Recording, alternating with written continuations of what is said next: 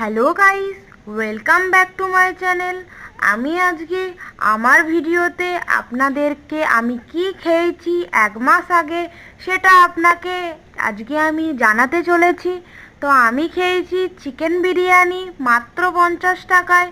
কিন্তু এইখানে চিকেন আপনি পাবেন না। কেন আমি আলু বিরিয়ানি নিয়েছি?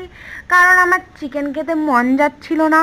বিরিয়ানির দোকান দিয়ে পাশ দিয়ে যাচ্ছিলাম রুটি সবজি আনতে, বিরিয়ানির গন্ধে জানো বন্ধু টানছে টানছে দেবো, তাই আমি বিরিয়ানি চিকেন বিরিয়ানির একটু একটু আমার বাজেটটা একটু ধরে নিচ্ছে, তার জন্য আমি আলু বিরিয়ানি কিনলাম।